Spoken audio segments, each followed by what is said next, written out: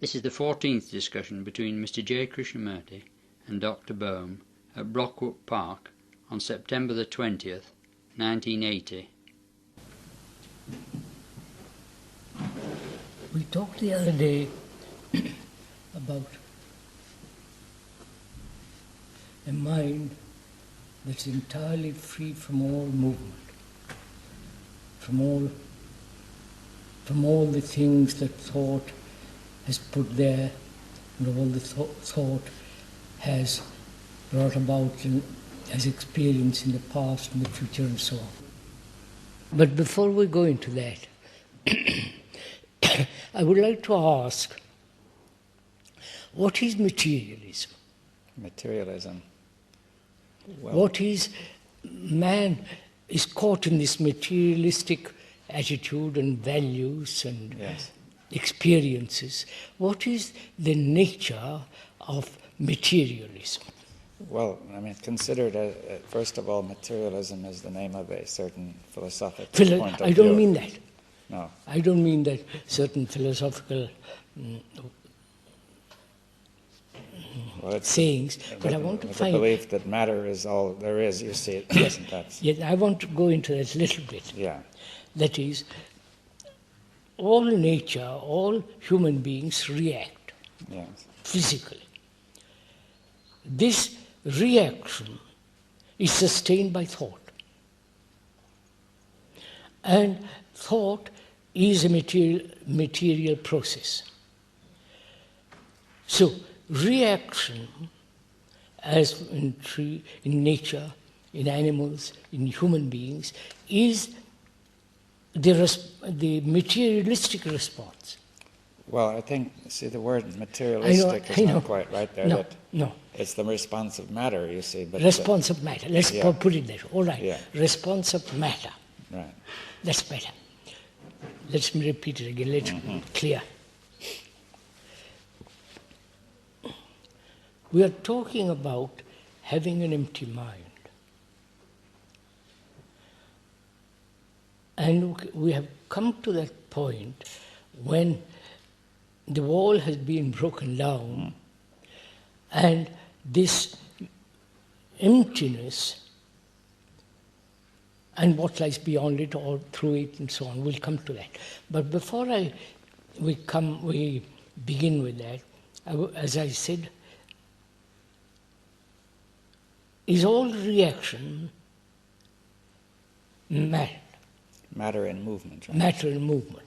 Well, that's the suggestion. You could say that there's a lot of evidence in favor of that science has found a tremendous number of reactions which are due to the nerves. Yes, all that. So would you call matter and movement is the reactions which exist in all organic matter? Yes, it's necessary. All matter, as we know it, goes by the law of action and reaction. You see, every action has a corresponding reaction. Reaction. Right. So, action, reaction, and reaction is a material process. Yes. So, as thought is. Now, to go beyond it is the point. Yes. That's the point. Yes. Now, before we see, some people might say that it has no meaning to go beyond it. But see, that would be the philosophy of materialism. That would be the belief that it is no meaning to go beyond that. Beyond it. Right. Quite right. But if one is merely living in that area, it is very, very shallow. Right? Yeah. It has really no meaning at all. But if one recognizes thought as a material process and reaction and action is matter and movement. Yes. Perhaps one should say one other thing, that some people have said matter is not merely action and reaction, but it may have a creative movement. Say that matter may create new forms. But matter may create new forms, but it's still within that area. Yes. Well, let's try to make it clear what is the difference. You see. So it becomes, we have to see there are very subtle forms of materialism which might be difficult to pin down. Let's begin. Would you consider or agree or see that thought is a material process? Yes, though some people might argue that it is both material and something beyond material, you see. I know. I have discussed it. Yeah. I know. But it is not. Yes, how can we say that simply to make Because it very clear? any movement of thought is a material process, whether you assert it is beyond. Yeah. Well, we have to make it clear so it's not a matter of authority, to say that. Oh no, of course not. As one observes, you're saying that from observation one sees that thought is a material process. Now, how would one see that? How one would be aware of, or Yeah. aware that it's a material process. I think that's fairly clear. There is an experience, an incident recorded, which becomes knowledge. From that knowledge, thought arises and action takes place. Yes. All right, so we say that thought is that, and Any assertion that's beyond is still thought. yes, it's still coming from the background. Yes.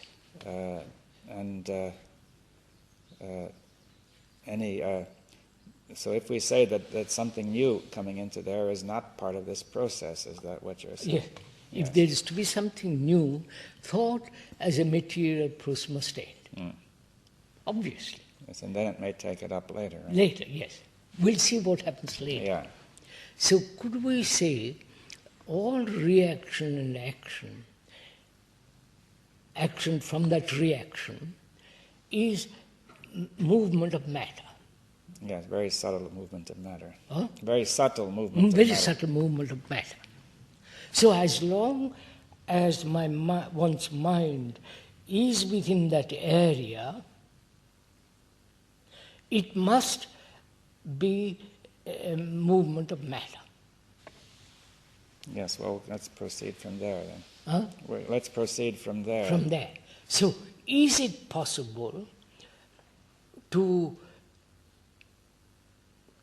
go for the mind to go beyond reaction? That's the next step, obviously. Yes. Mm-hmm. As we said yesterday morning in our discussion with the group,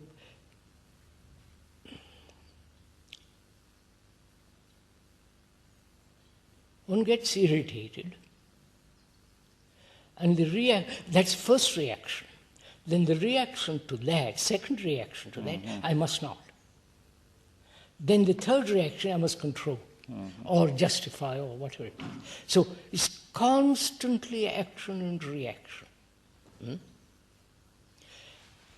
Can one see it's a movement, a continuous movement without an ending? Yes, although, you see, let me say what it looks like.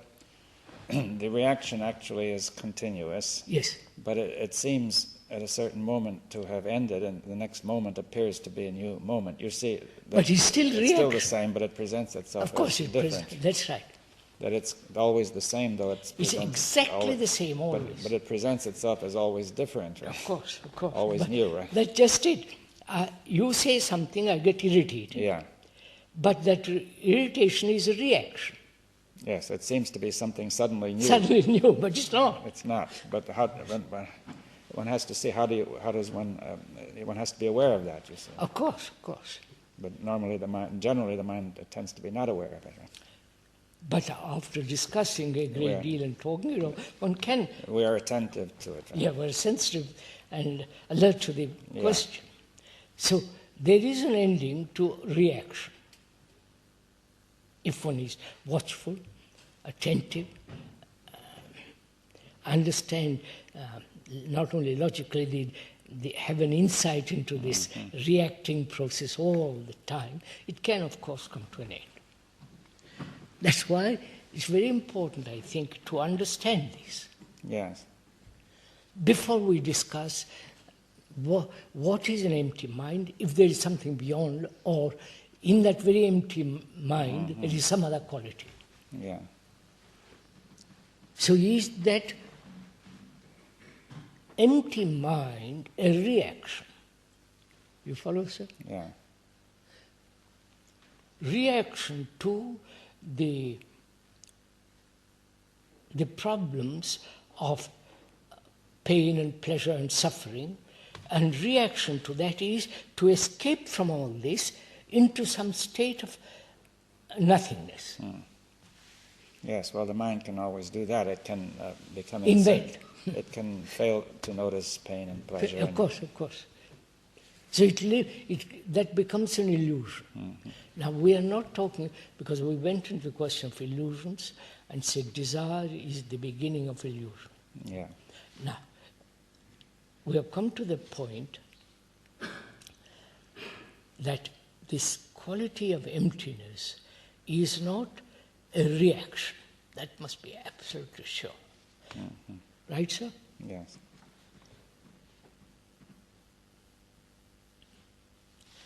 Now, before we go further into it, is that possible to have a mind that is really completely empty of all the things that thought has put together? Yes, well, when thought ceases to react. That's it. Yes, now, the mind being material, the thought being a material process, so on one hand you could say perhaps the reaction is due to the nature of matter, which is continually reacting and moving. But then how does matter, is matter affected by this insight? I don't quite follow. I understand.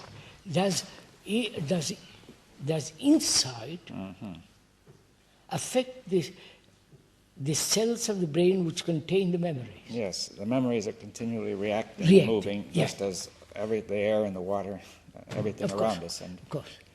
Now, if nothing happened, we should say, why would that ever stop? Quite. After all, sir, if I don't react, I'm paralyzed. Yeah. One is paralyzed. But to be reacting continuously is also a form of paralysis. Yes, well, the wrong kind of reaction. Yeah. The reaction around the psychological structure. We're talking of psychology, always. So, but now, assuming that the reaction around the psychological structure has begun in mankind, why should it ever stop? You see, because one reaction makes another. So it's you would like expect, a chain. You would expect it to go on forever unless Yes. something will stop it, right? Nothing will stop it. Right.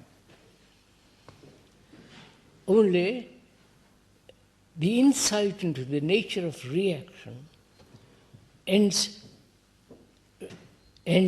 psychological reaction. Yes, but then you're saying that matter is affected by what Insight. is beyond, by insight, which is beyond That's matter, right? beyond matter. That's what we discussed this matter also in Oha. Yes. So, is this emptiness within the brain itself, or something thought has conceived as being empty? One must be very clear on this. Well, at first thought, whatever is discussed, no matter what the question is, the thought begins to want to do something about it, because thought feels that it can always make a contribution. Right? Right. And it might be useful, right?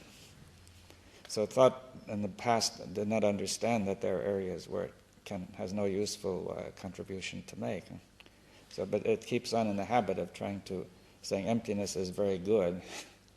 Therefore, thought says, I will Of course. try to do something to help bring about the emptiness. Because thought is trying to be helpful, right? No, but we have been through all that. Yeah.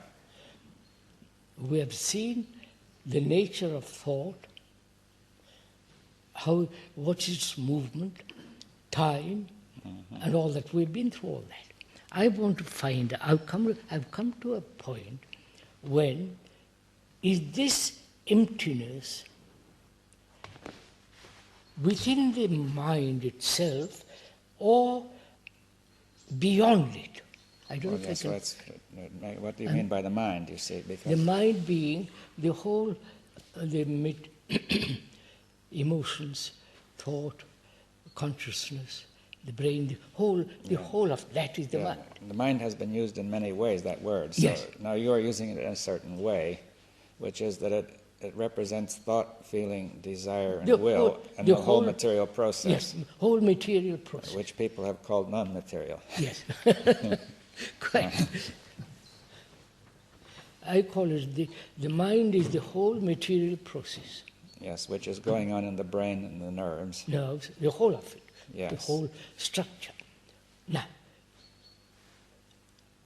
one can see this reaction, materialistic reaction can end. And the next question I'm asking is that emptiness within or without? And without in the sense, it's elsewhere. Where would it be? I don't think it would be elsewhere, but I'm just putting it. Oh. I'm just... Well, any such thing is part of the material process. See, here and there are distinctions made within the material process. That's right. That's why I wanted to get at. It is there. It is in the mind itself, not outside. Right? Yeah. Now what is the next step?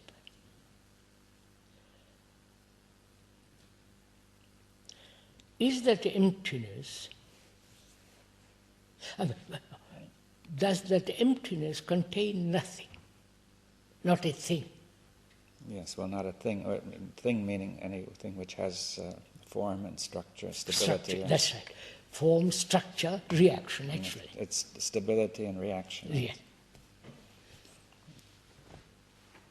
Form, structure, capacity, reaction, all that. Or it contains none of that. Right. Huh? Then what is it? Is it then total energy? Yes, movement of energy. Movement of energy. It's not movement of reaction. Well, it's not movement of things reacting to each other. Yeah. As the world can be regarded as made up of a large number of things which react to each other. Yes. And that's one kind of movement. But we're saying that it's a different kind of movement. It's entirely different. Which has no thing in it. No thing in it, and therefore not of time. Right? Is that possible? Or are we just indulging in imagination? Right. Indulging in some kind of romantic, hopeful, pleasurable sensation. I don't think we are. Because we've been through all that, step by step by step, right up to this point. So we are not deceiving ourselves. Now we say that emptiness has no center, right, as the me, and all the reactions so on. It is in that emptiness there is a movement of timeless energy. Yes, well, when you say timeless energy, now because we could go over and say that we've said already that thought and time are the same. That yes, of course. And then you're saying that time can only come into a material process, right? Time can only come in material process, that's right. And now if we have an energy that's timeless but nevertheless moving... Yes. It's not static either, yes, sort of. It's flowing, it's moving. Right? It's moving. But, yes, now what is the movement, you see? So, what is movement? From here to there. Well, that's one form. One form. Or from yesterday to today. Yeah. And from today to tomorrow. And that's, yes. Another movement. Yes, and there's various kinds of movement like that. And so, what is movement? is there a movement, I'm asking, I want to question it. Is there a movement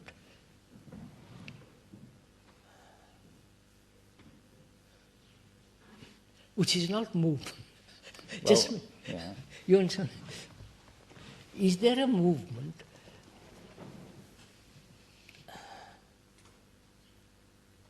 which has no beginning and no end? Because thought has a beginning and an end.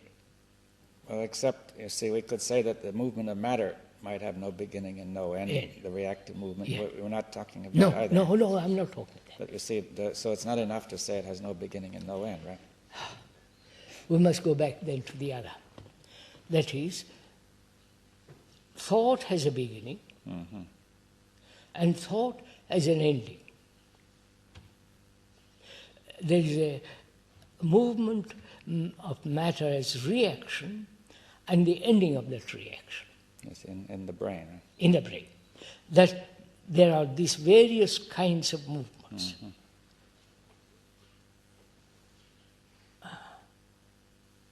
That's all we know. And someone comes along and says there's a totally different kind of movement.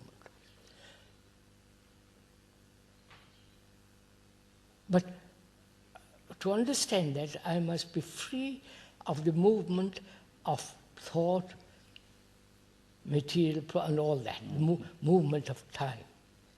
To understand a movement that is not... Well, not only, see, there are two things. It has no beginning and no end, but also it is not determined as a series of successions from the past. Yes, no causation. It's not a series of causes, one following of another. Course, of course. No causation. But, see, matter can be looked at as a series of causes, though it may not be adequate. But yeah, I understand. But now we're saying this movement has no beginning and no end, and it is not the result of a series of causes, one following another without end, right? No. So, sir, I want to understand, verbally even, a movement that is not a movement. I don't know if I'm making... Then why is it called a movement if it is not a movement, right? Because it's not still. Yes. It's not... It's active. It's dynamic. Yes, it's energy. And it's tremendous. Therefore, it can never be still.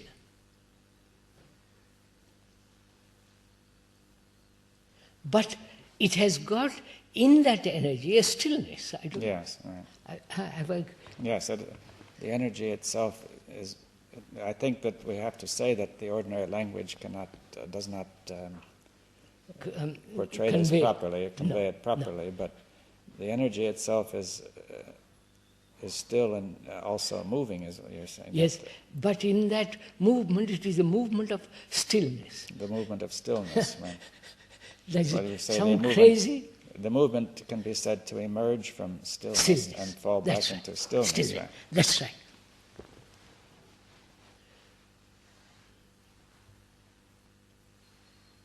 See, that's what it is. That is, we said this mind, this emptiness is in the mind.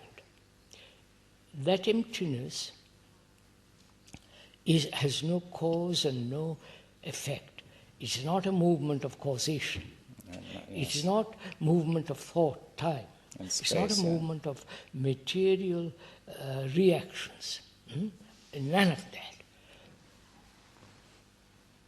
Which means, is the mind capable of that extraordinary stillness without any movement?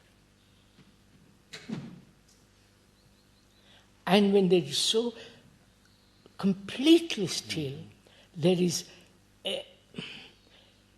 a movement out of it. Yes. It sounds crazy. Well, it needn't sound crazy. I mean, in fact, I think I mentioned before that some people have had this notion in the past. such as Aristotle, we discussed in. Oh, I didn't know. He talked about the unmoved mover. That is the way he tried to describe God. Do you see? God, no, I'm not describing. We don't want to describe God, but I mean, but some sort of notion similar to this has been held in the past by various people. But since then, it has gone out of fashion, I think. I think out of fashion. Let's bring it into fashion, shall we? I'm not saying that Aristotle had the right idea. It was merely that he was considering something somewhat similar, but probably different in many ways. Yes, but was it an intellectual concept or an actuality? This is very hard to tell because so little is... Therefore, we don't have to bring in Aristotle. Well, I merely wanted to say that, to point out that it wasn't crazy, because at least other very respectable people have considered it. I'm glad. I'm glad to be assured I'm not crazy. Because you did ask if it was crazy, you see.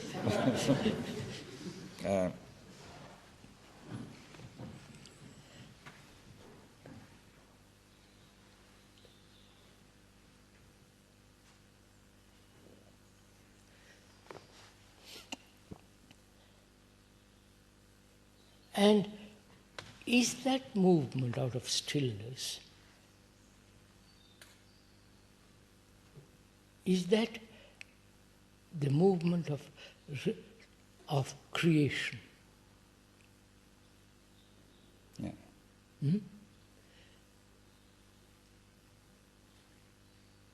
Not the creation which the artists and the poets and the writers and all painters call creation. To me, that's not creation. That's just a capacity and skill and memory and knowledge operating there. Here, I think this creation is not expressed in form. But yes, well, that's important, because usually we think creation is expressed as form or as structure. Structure, yes. And now then this is difficult. See, what does it mean, right? We have gone beyond being crazy, so we can.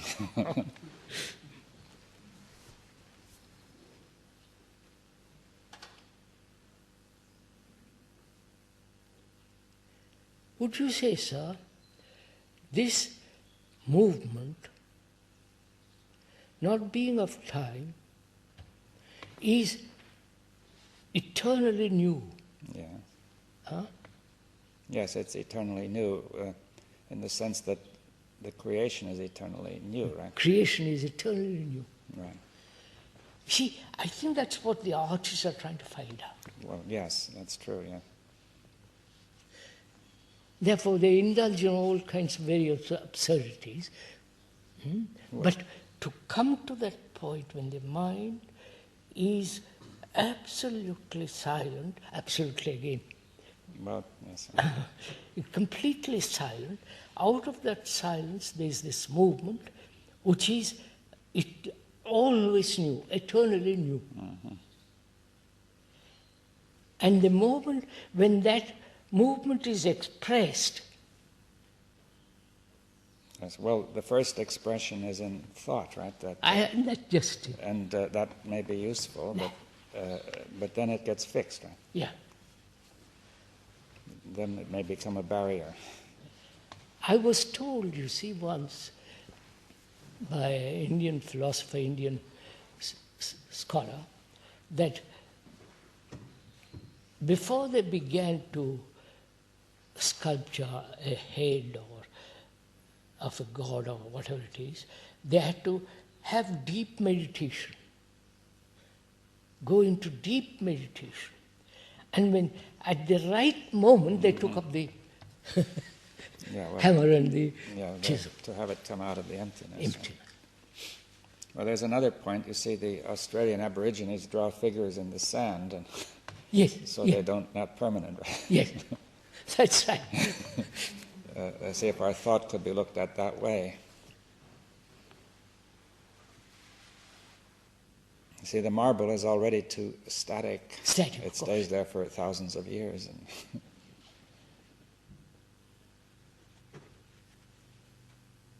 So although the original sculptor may have understood, the people who follow see it as a fixed form, you see.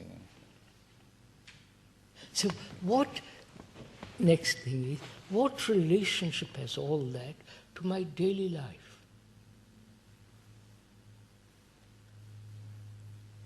What way does that act through my action, through my ordinary physical responses? There are no psychological responses, because but there are physical responses. Yeah. To noise, to pain, to various forms of disturbance, physical disturbances. What relationship has the physical to that silent movement? I don't... Yes, well, insofar as the mind is silent, then the thought is orderly, right? Yes, but it is orderly. Mm-hmm. We're getting on to something. Mm-hmm.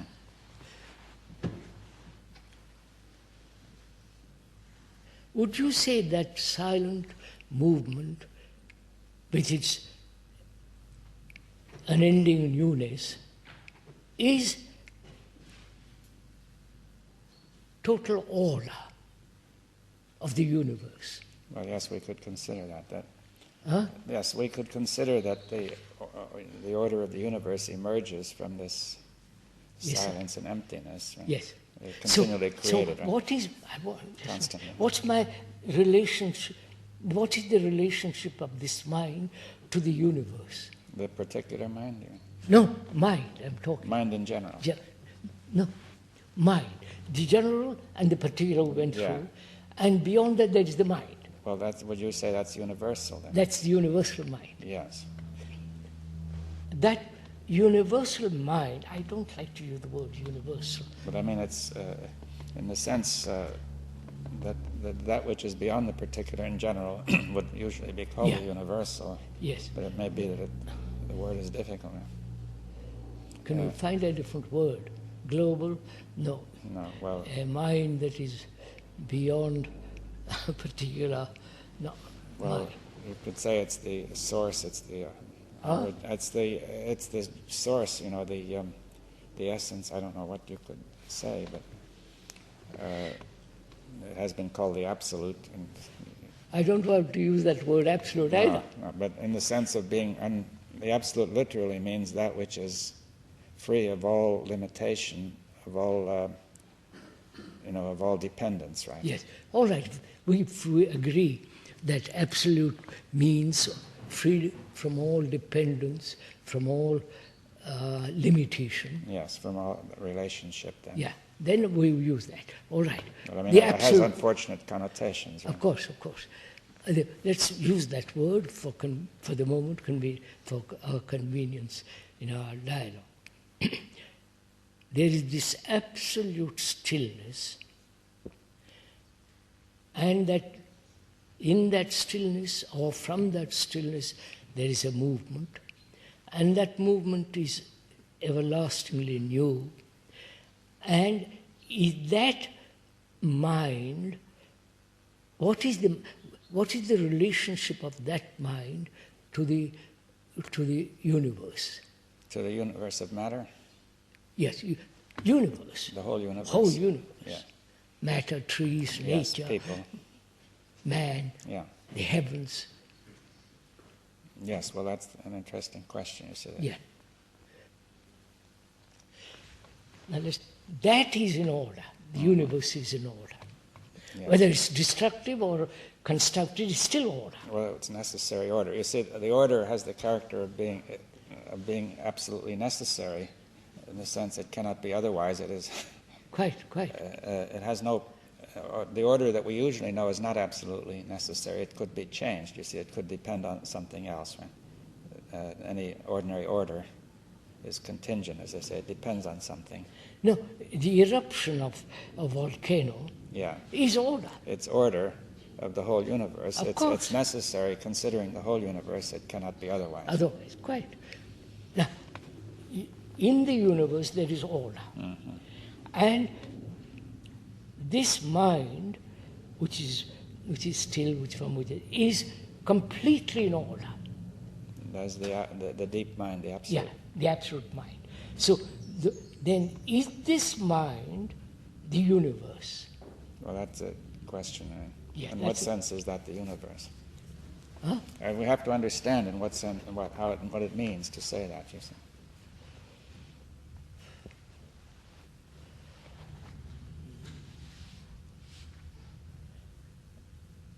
Or it means, is there a division, a barrier, or division between this absolute mind and the universe?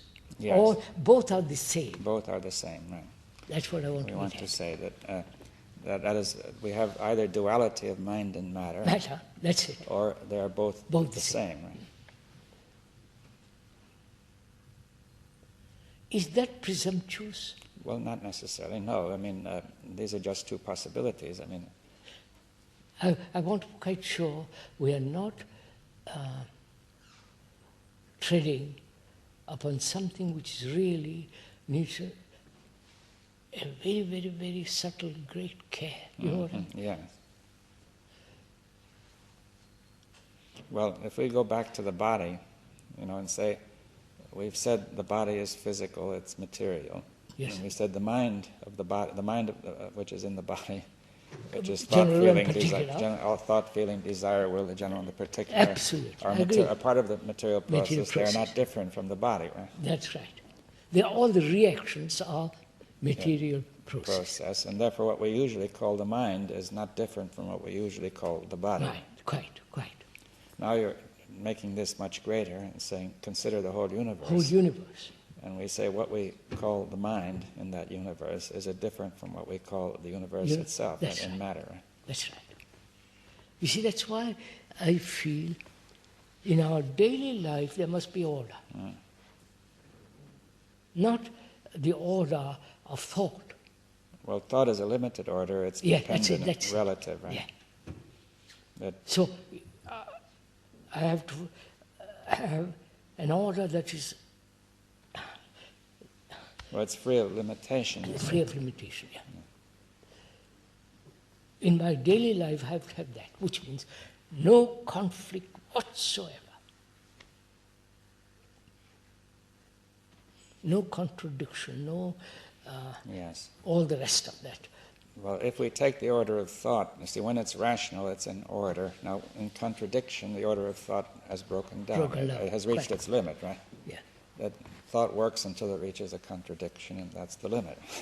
So, if in my daily life there is complete order in which there is no disturbance, what is the relationship of that order to the never-ending order?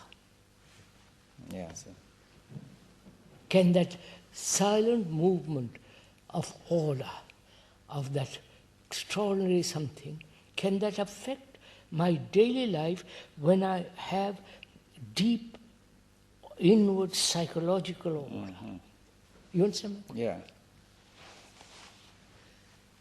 Yes, well, we've said, for example, the volcano is a manifestation of the whole order of the universe. Absolutely. Tiger killing everything. So then the question is whether the human being in his daily life can be similar. Similar, that's it. If not, I don't see what's the point of the other. Well, it has no point to the human being. Right? Yeah, that's it. Then you would fall back into the human being trying to make his own purpose out of himself, out of his thoughts, right? Yeah. You see, I think some people would say, who cares about the universe? All we care about is our own society, what we're doing, right? But then that falls down because it's full of contradiction. Of course, obviously, it's only thought we It's too say small, that. yeah.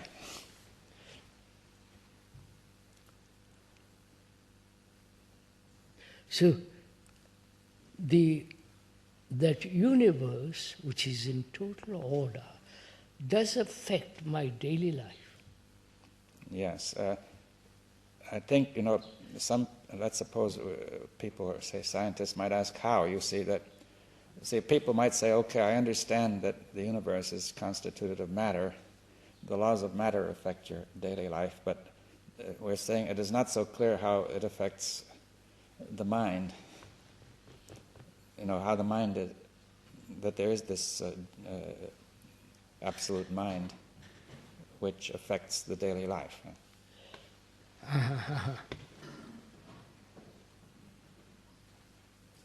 What is my daily life? A series of reactions and disorders, right? Mm-hmm. I'm making very quick, brief. That is that. Well, it's mostly that. Mostly. And there's always, thought is always struggling to bring order within that. Yes. And when it does that, it's still disorder. Because thought is limited. Of course. It's always limited by its own contradiction. Contradiction, of course. So it is always, thought is always creating disorder, because it's itself limited. And as soon as it tries to go beyond the limit, that is disorder. Right? That is disorder, right?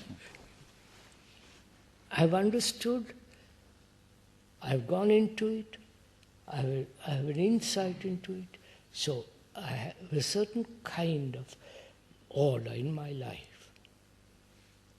But that order is still limited. Yes. I recognize that, and as long as matter, living this existence, I say it's limited. Yes. Now, some people would accept that and say that, why should you have more? You see. I'm not having more. But I mean, let's see carefully. You see that some people would say, I would be happy if we could bring this limited order. Saying we have so much disorder now, if we could live in the ordinary material life with real order. I said, let's do it. Let's do it. Right? Of course that must be done. Yes. But in the very doing of it, one has to realize it's limited. Yes. Yes, even the highest order you can produce is limited. Limited. Right. And the mind realizes its limitation and says, look, let's go beyond it. Yes, well, let's go. So why? You see, some people would say, why not be happy within those limits, continually extending them? Saying we can discover new thoughts, new orders. Yes.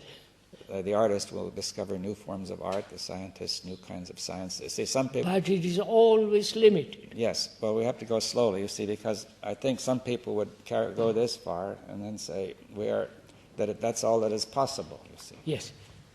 And like the human condition, let's accept it. Do and the make best the we best can within it. They say we could do much better than we're doing. Yeah, yes. But it's still the human condition. Yes. Little reformed, little better. Well, and some so people would say enormously reformed, you see. Yes. But it's still limited. Yes. Well, let's try to make it clear, because what is wrong with the limitation, you think? In that limitation, there is no freedom. There is a limited freedom. Yes. We say eventually we come to the boundary of our freedom, that something, let's try to put it clearly, something not known to us makes us react. And we will this will therefore inevitably fail, because through reaction we will fall back into contradiction. Yes, but when I see, sir, that I'm always moving within a certain area. Yeah. And that area, then therefore I'm under the control of the forces. Forces and the limited. Yeah. The mind inevitably rebels against that. Well, the mind, that's an important point. We see that the mind wants freedom, right? Obviously. Yes, it says that's the highest value, right? But so do we accept that as saying that's just a fact, right? Yes. That is, a prisoner, I realize I'm a prisoner within this limitation. Yes, some people get used to it and say, I accept the limitation. I accept the limitation. I won't accept it. Right. My mind says there must be freedom from prison. I am a prisoner, and the prison is very nice, but very cultured, very all the rest of it, but it's still limited, and it says there must be freedom beyond all this. Yes, now which mind says this? Is it the particular mind of the human being, or? Yeah. Who says there must be freedom? Oh, that's very simple. The very pain, the very suffering, the very all that demands that we go beyond. Yeah, so you're saying that this particular mind, even though it accepts limitation, finds it painful. Painful. It may cover up the pain. That's it. And therefore, this particular mind feels somehow that it's not right. Right, yes. It can't avoid it. Right? There seems to be a necessity of freedom, if you want Freedom. to put it that way. Freedom is necessary. It's necessary, yeah. I mean, any hindrance to freedom is retrogression. Yeah. Right. And that necessity is not an external necessity due to reaction. No, freedom is not a reaction. Yeah, the necessity of freedom is not a reaction. No, So no. some people would say that having been imprisoned, you react against it. No. So where are we? She said that means there must be freedom from reaction, freedom from the limitation of thought, freedom from all the movement of time. All that, there must be complete freedom from all that. Before I really understand the empty mind and all that, and order of the universe, which is then the order of the mind. Yes. And you are asking me a tremendous lot. Am I willing to go that far?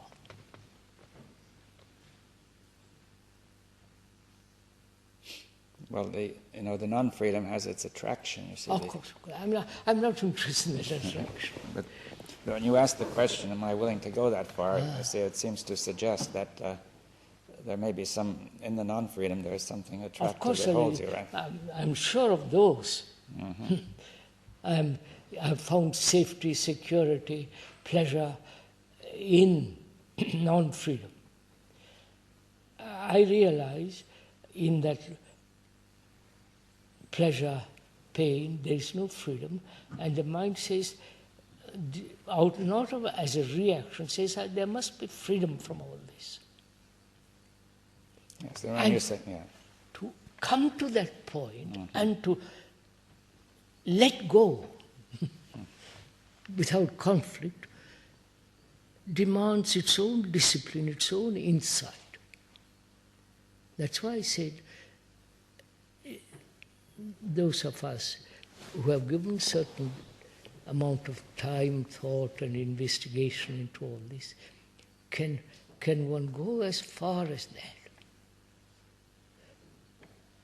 Or there's the responses of the body, response of daily demand, the responsibilities of daily action, wife, children, all that. Is that what is holding me back, and preventing this sense of complete freedom? And the monks, the saints and the sannyasis have said you must abandon the world. Yes. Well, we've gone into that they we've bring the gone world into with them anyway. So. That's again another form of idiocy. Sorry to put it like that. No, we've been through all that, so I refuse to enter again into all that. Now I say, is that universe and the mind that has emptied itself of all this, are they one? Are they one? One. They are not separate. They are one. Yes, well, are you more or less... See, it sounds as if you're saying that the material universe is like the body of an absolute mind. Yes, all right. All right. It's maybe a picturesque way of putting it. Yes. Yes. We must be very careful also not to fall into the trap that the universal mind is always there. Yes, well, how would you put it then? I mean, they have said that. God is always there, and God, Brahman or highest principle, is always there, and all that you have to do is to cleanse yourself and arrive at that. do all kinds of things to come there, which is also a very dangerous statement, because you then say, there is the eternal in me. Yeah, well, I think thought is projecting the Of course, eternalness, that's of course. But suppose, how would you put it to say that, see, there's a logical difficulty in saying it's always there, because always implies time. And Time, of it's course. there every minute is what you mean, and we're trying to discuss what has nothing to do with time. Nothing to do with time. So you can't place it as being here or there or now or then, right?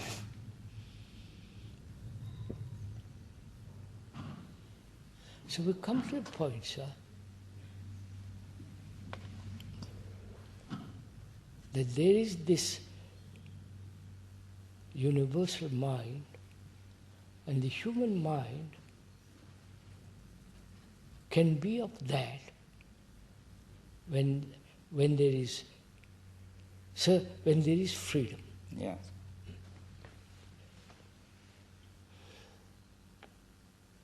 That's enough, isn't it? That's what time are you, all right? We're going by time, all right. Yeah. Well, that should be enough. That should be enough. Right. We'll continue when? You want to go next week on Saturday? We'll see.